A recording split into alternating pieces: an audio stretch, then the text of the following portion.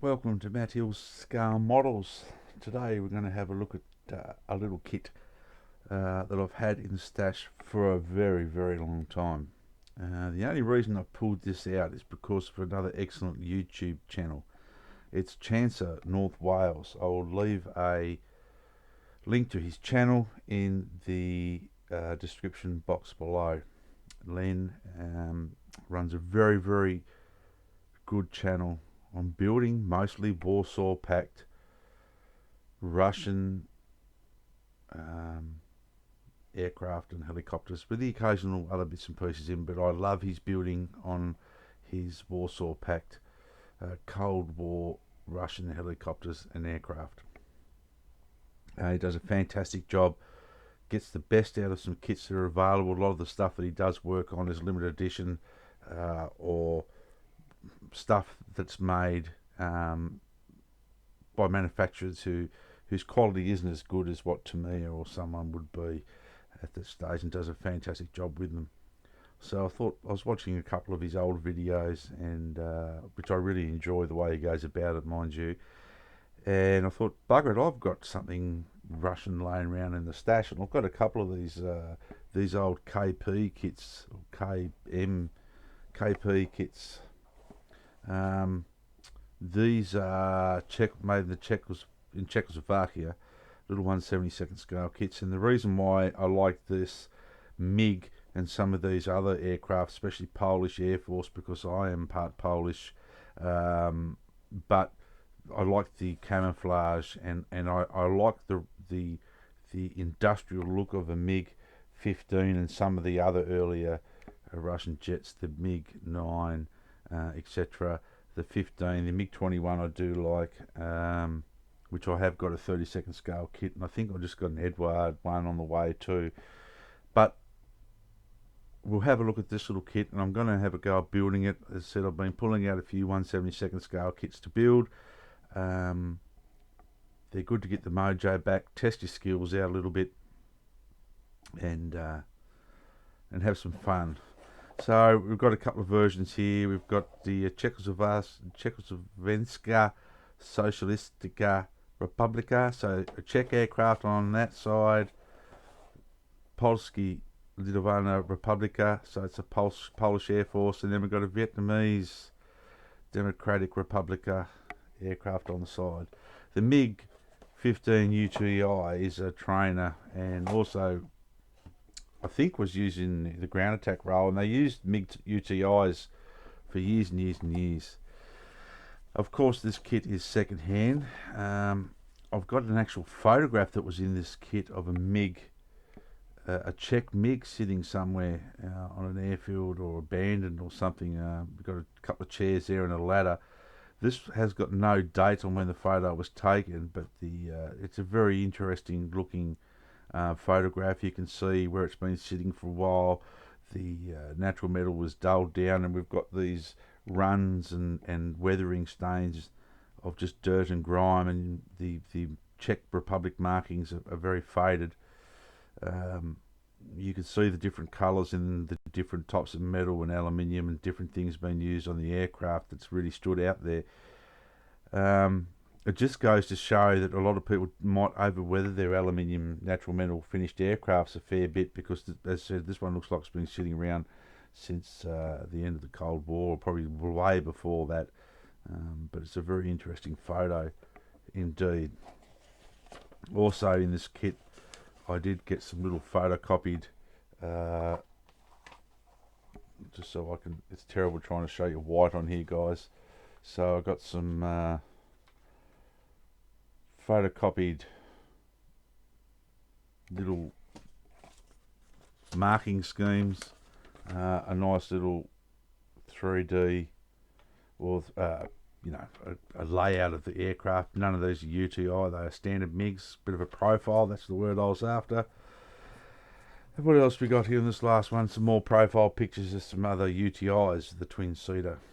Some interesting looking markings there too. We'll have a look at the instructions first, and it's not a very big box, so I can just leave everything rattling around. This has quite surprised me. My other KP kits, the decals are pretty yellowed up. These ones aren't. They're quite white, so we've got the Polish version there, the Czech version there, and the Vietnamese version there. It looks like they might go along all right. The carrier film is quite large, but boy, it saved me trying to go through the spares to find some Polish decals. The instruction sheet, for those of you who are interested, is virtually that and that. So we've got the painting for the Polish machine, the Vietnamese machine, the Czech machine, a little bit of history. Let's see how that's yellow. That's how long it's been sitting around for, guys. So a little bit of technical information about this jet is given, and a little bit of history. I won't go into that. I might leave that to Len at Chancellor North Wales will probably know a lot more about this than what I do. But there's virtually the instructions. And I'll just spin that around. I'll move this box a little bit. And look, it's pretty basic kit. Just shows you your number of parts, you know, on the frames. You've got the clear parts up here, and you've got a stand to spay it on, so that's something different. You know, cockpit wings, etc. So it's a fairly straightforward build. It could be something you could have a bit of a slam at on a weekend. So as I said, we've seen what the parts are. We'll have a bit of a look see at the plastic. And yep, it's typical of Middle East, European Czech-made kit from the 1980s, probably. We've got some seats with a bit of detail on them. We've got control panels that all has detail on it. You would be able to dry brush that and get some detail back out. Some detail on the cockpit side walls, on the panels. All the panels on the aircraft is all raised. There's lots of fine, very fine rivet detail, little bits of flash and that sort of thing, and no warpage. You even get, whoa, look at how lucky we are. You even get a little bit of wheel well detail, which has come out well with a little wash. Trailing edges are fairly thin. And look, I picked this kit up second hand, a $5 kit. What can you expect for $5? And you get hours of fun out of something like this. So it looks not a bad kit.